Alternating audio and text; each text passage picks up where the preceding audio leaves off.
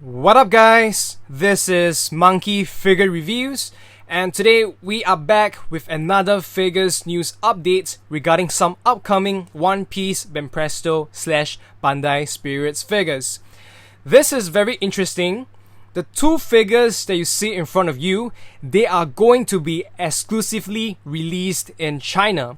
So what this means is that you can only purchase these figures from China or from China-based shop. This is as far as I understand. It's definitely going to be a lot more troublesome for collectors outside of the country, and eventually the cost will be higher after adding in the shipment costs, the shipment fees, etc. So maybe not the best thing for most of us out there, but this is something new for sure. We have had Japan exclusive figures, we had international exclusive releases. So this is the first time I think they are venturing out to do something similar with another country. And this might actually set some sort of precedence in the future. They might also do similar collabs with maybe another country like US, etc. We will have to wait and see. Definitely it's going to be a bit more confusing for us to keep track of which figures are released where. So I think it's good that all of us are aware of this new change or this new development. And just to lay out some context, this is sort of a collaboration with one of those official One Piece mobile games in China. In fact, this is the logo or the name of the game. In Mandarin, it is pronounced as Qihang, which means set sail, literally.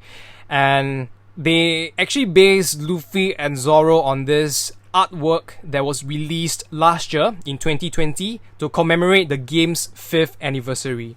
So you can tell the outfit here of Luffy and Zoro is based on here. This is just another similar image. We have no idea if they're gonna do the rest of the crew, like Nami, Sanji, Usopp, and Chopper for now. No news on that. We only have Luffy and Zoro. And of course, they are supposed to be in China-style outfits. And if you ask me as a Chinese, they are not really China style. It's more like fantasy outfit. But I guess the idea, the theme of the design is there. And I just want to provide the information for these two figures. Officially, they are actually part of the Grandline Man series. So these are actually called the DXF Grandline Man Set Sail Volume 1 Monkey D Luffy, and we have Volume 2 Roronoa Zoro. The height for Luffy is 16 cm and the height for Zoro is 17 cm. The release dates for both of these figures are in November 2021 this year. In China, of course. So I hope everyone understands the background going into these two figures. And so far I have looked around on some China websites, and they seem to be more expensive than your usual, say, Grandline Man figures or your price figures. They are closer to the price range of your Grandissa Neros, so about twice the price. Maybe it's because it's an exclusive figure, maybe it's limited edition in China, so it's more expensive. But of course, the size-wise, it's more in line with the Grandline Man. Just something for you to take note. Alright, we are gonna have more detailed looks on the figures, starting with Volume 1 Luffy. First thing I noticed is that his head or his face is a little bit too wide. So to me, that looks weird. But other than that, if you look at the facial features, it looks pretty much like Luffy. So I think that is okay. Same for the hair, I think it is also fine in that area. The way it rests on his head with the clumps of hair. Looks to be quite detailed. And if you look below at his outfit, I think that is where you can tell there's a significant upgrade in quality when compared to the average Grandline Man figure. Just the overall paint quality, the paint job, and maybe the paintwork looks to be top notch. And I think the details wise, you can see for yourself, like the fur over here, even the string for the straw hat looks to be silver in color from this photo, and you have those glossy painted armor plates. The most significant upgrade that I can see is the existence of shading and shadowing, which you usually do not get anymore for Grandline figures. So even on the sleeve here, you can tell like this part is red and then it gets lighter here, like orangey, and even some parts along the creases of its outfit. And of course, like the gold painted parts. You can see for yourself, it looks to be very good. Around the buttons, around the dragon at the bottom, and you have all these ornaments just hanging around from his waist. And even from this angle, just by looking at how the light reflects off the figure, it seems like they also added some texturing there. So that is well appreciated. And right at the bottom, you can also see his fancy shoes. This is a side view, and you can tell how glossy those shoulder armor plates are. The hair once again looks to be very detailed with how they are divided. So that's a good thing. And you have more creases, more shading along the sides here, even some minor parts, and some shading along the creases here as well. Very, very nicely done. Back view, you get a good look on the straw hats, and you can see that it is quite detailed, including the damages done by Buggy and the fixing up by Nami, and also some shading or dirts, in certain areas, darker here, here, and here. And of course, you can have a better look on the design of his outfit. Looks like clouds here, so I guess that's matching, clouds and dragons.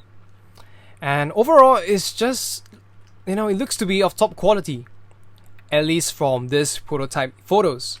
Another set of photos for Luffy, so we can have a closer look at the face and also the outfit. I really like how the light bounces off the gold back into the camera, into the photo, because sometimes the gold paints that they use, they are a bit dull, so it's not really realistic. But the ones that they use here for the golden parts of his outfit, it actually seems very polished and really captures that shininess. So that is really realistic, and I like that. Of course, you can also see some details on his fingers. Another photo, a closer look at his bottom. The dragon paint, or rather the dragon image, is actually very crisp and clean.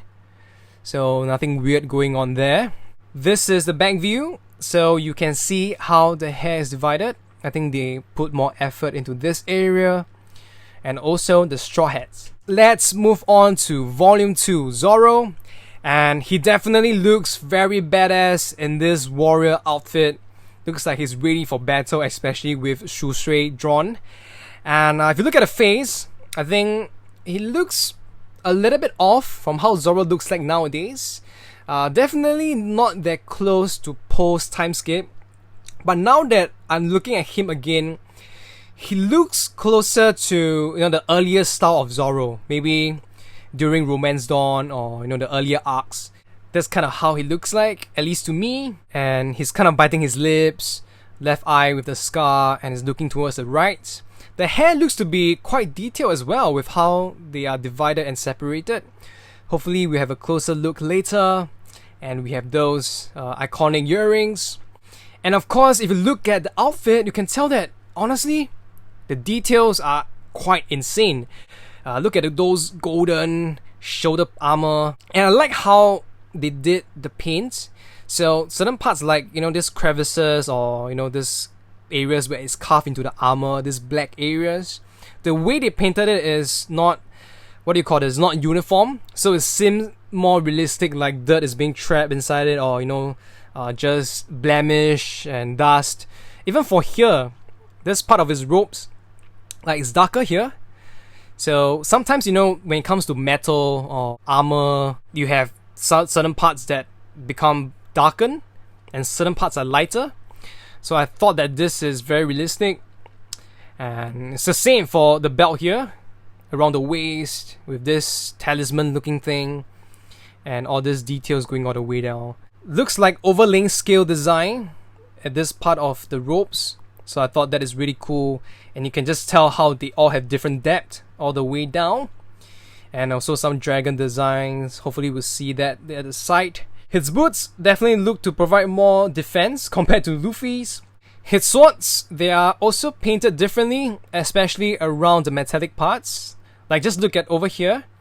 How they are deliberately painted to be inconsistent, to show better damage or just dirt on the swords. This is the side view. Of course, this is the Wado Ichimonji, Sandai Kitetsu, and Shusui over here. And even on the handguard, in certain areas, I really like how they make it so realistic with the dirt, etc. That it's really, really cool details. I don't think I've even see such details on other figures like POP. That is a good thing. The dragon image here, and some design at the bottom of his ropes. The sheaths of the sword with some glossy paints on them. And of course for Sandai Kitetsu, the red seems to be darker, almost maroonish with a mix of blend of purple. This is the Shusui sheath, and the water Ichimonji, you can actually tell how the paint reflects off. And this is the back view. So cloud designs again, because you know, dragon and clouds. I just realized that the design here on the shoulder may actually be clouds too. The way it just swirls, very traditional kind of drawing or painting style. And some of his accessories, his belts around. His left fist is clenched. And even the design on the bottom of his ropes, like this yellow thing, actually looks quite interesting and cool. The other side angle. And to be honest, like those boots looks awesome in my opinion. Just black and metallic. Again, another set of photos for Zoro. And now that I look at the hair, I think it's alright. Not too bad. Still quite good. And rest of the details, I think we have mentioned them, so not too much to speak about. You can have a better look yourself. A view on his swords. Like I said, details, exceptional. Really, really exceptional. And here we have Luffy and Zoro standing next to each other. Not a bad display if you ask me. The outfits look awesome. Another set of photos. And Luffy's head actually looks fine here from this angle. I'm not sure if in this photo or the previous ones, would they stretch, would the photos stretch? But here he looks okay. And Zoro looking very serious and stern. And I think if you buy these two figures, or if you buy one of them, I'm not so sure, they actually give you this background to display with. That is what I've seen from some stores. And these are just some of the photos. I'll quickly run through them. So my advice for those of you who are living outside of China, or you have no idea how to get figures from China, you can go onto the website Taobao. Not sure if you've heard of it. Just type in the Google TAOBAO,